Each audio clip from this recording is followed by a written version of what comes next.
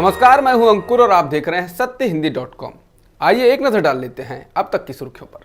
प्रधानमंत्री मोदी ने बृहस्पतिवार को कहा कि भारत एक तरफ जहां कोरोना जैसी वैश्विक महामारी का मजबूती से मुकाबला कर रहा है, वहीं लोगों के स्वास्थ्य के साथ साथ अर्थव्यवस्था की सेहत पर भी अपना ध्यान केंद्रित किए हुए है।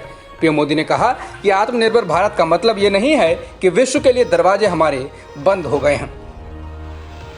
उत्तर प्रदेश का कुख्यात गैंगस्टर विकास दुबे आखिरकार पकड़ा गया है। पुलिस के अनुसार उसे मध्य प्रदेश के उज्जैन में गिरफ्तार किया गया है। कानपुर के बिकरू गांव में 8 पुलिसकर्मियों की हत्या में मुख्य आरोपी विकास दुबे मंगलवार को फरीदाबाद के एक होटल में दिखा था, लेकिन पुलिस के पहुंचने से पहले ही वह भाग गया। खबर आ रही है कि विकास की गिरफ्तारी से पहले बुधवार की रात 8:30 बजे उज्जैन के जिलाधिकारी आशीष सिंह और पुलिस कप्तान महाकाल के मंदिर पहुंचे थे और पूजा न करके एक कमरे में काफी देर बातचीत की थी। इसके बाद गुरुवार सुबह विकास की गिरफ्तारी हुई।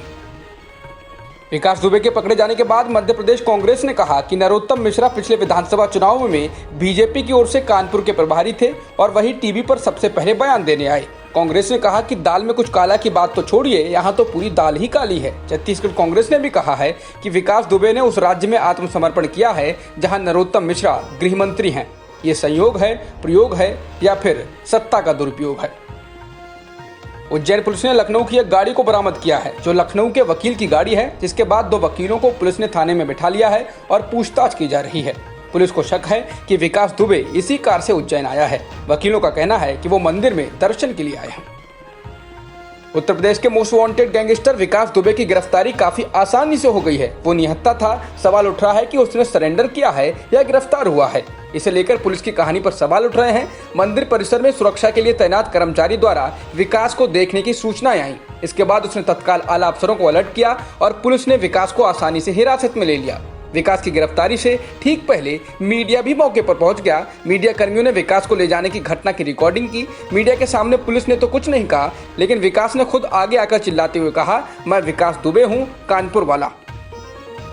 विकास दुबे की गिरफ्तारी पर प्रियंका गांधी ने सवाल उठाए हैं। प्रियंका ने कहा है कि कानपुर के जघन्य हत्याकांड में यूपी सरकार को जिस मुस्तैदी से काम करना चाहिए था, वह पूरी तरह फेल साबित हुई है। अलर्ट के बावजूद आरोपी का उज्जैन तक पहुंचना न सिर्फ सुरक्षा के दावों की पोल खोलता है, बल्कि मिली भगत की ओर इशारा करता है। इसके साथ ही उन्होंने कहा कि 3 महीने पुराने पत्र पर नो एक्शन और कुख्यात अपराधी की सूची में विकास का नाम न होना बताता है कि इस मामले के तार दूर तक जुड़े हैं।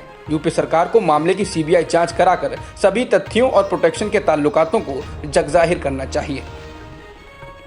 पाकिस्तान के मानवाधिकार आयोग के चेयरमैन मेहंदी हसन ने कहा है कि संभावना है कि कुलभूषण जाधव को फांसी ना दी जाए और उनकी अदला बदली भारत की कैद में किसी पाकिस्तानी से की जा सकती है। पाकिस्तान की कैद में मौजूद कुलभूषण जाधव को पाकिस्तानी सरकार भारत का जासूस बताती है, जबकि भारत का कहना है कि वो एक पूर्व नौसेना अधिकारी और बिजनेसमैन हैं। बता दें, पाकिस्तान ने बुधवार को कहा था कि कुलभूषण जाधव ने अपनी फांसी की सजा के खिलाफ अपील करने से मना कर दिया है।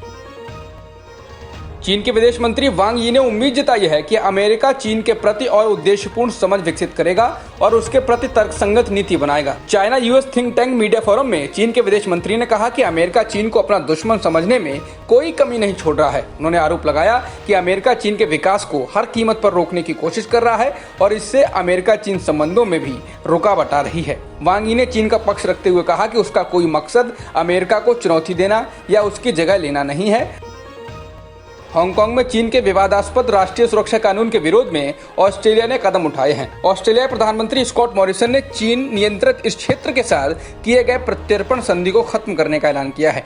इसके साथ ही ऑस्ट्रेलिया प्रधानमंत्री ने यह भी कहा कि ऑस्ट्रेलिया की सरकार हांगकांग के कारोबारों को यहां स्थापित किए जाने का स्वागत करेगी। उन्होंने हांगकांग के 10,000 छात्रों और अस्थायी कुशल कामगारों के लिए वीजा की पेशकश भी की, ताकि वे नया जीवन शुरू कर सकें। इस कदम से भड़के चीन ने कहा कि ऑस्ट्रेलिया हांगकांग मामले में दखल देना बंद करे।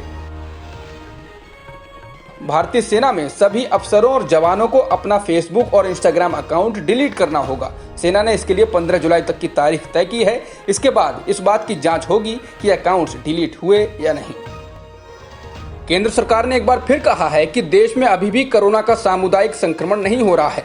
गुरुवार को स्वास्थ्य मंत्रालय के अधिकारी राजेश भूषण ने कहा कि 739 जिलों वाले देश में यदि 43 जिलों से ही 80% मामले सामने आते हैं तो इसे किसी भी सूरत में सामुदायिक संक्रमण नहीं कहा जा सकता है। राजेश भूषण ने यह भी कहा कि भारत में कोरोना संक्रमण की दर दुनिया में सबसे कम है। उन्होंने कहा कि प्रति 10 लाख जनसंख्या पर कोरोना के 548 मामले हैं। इसके अलावा मृत्यु दर भी भारत में कम है। उन्होंने कहा कि भारत में प्रति 10 लाख लोगों पर 15 मौतें हुई हैं। वहीं कुछ ऐसे देश हैं जहां ये दर इससे 40 गुना ज्यादा है। हालांकि उन्होंने उस देश का नाम नहीं लिया। विश्व स्वास्थ्य संगठन ने कोविड-19 संक्रमण को लेकर दुनिया भर के देशों के रिस्पांस की समीक्षा के लिए पैनल का गठन किया है। इस पैनल का नाम independent panel for pandemic preparedness and response कहा गया है। देश में एक दिन में करीब 25,000 नए मामले सामने आए हैं और 487 लोगों की मौत हुई है, जिसके बाद देश में कुल संक्रमितों का आंकड़ा 7,67,000 हो गया है और मरने वालों की संख्या 21,000 से अधिक हो गई है। फिलहाल एक्टिव केस 2,69,000 से अधिक हैं। जॉन्स हॉपकिंस यूनिवर्सिटी के मुताबिक दुनिया में कुल संक्रमितों का आंकड़ा 1,20,00,000 से अधिक हो चुका है और मरने वालों की संख्या 5,48,000 से ज्यादा है। फिलहाल 70 लाख से अधिक लोग ठीक भी हो चुके हैं। जॉन्स हॉपकिंस यूनिवर्सिटी के मुताबिक अमेरिका में कोरोना संक्रमितों की संख्या 30,54,000 से ज्यादा हो गई है। वहीं 1,32,000 से ज्यादा लोगों की जान जा चुकी है। मामले लगातार बढ़ने के बावजूद व्हाइट हाउस चाहता है कि स्कूलों समेत कुछ जगहों को खोला जाए। अब तक की खबरों में इतना ही। बाकी खबरों के लिए बने रहिए सत्यहिंदी.com के साथ।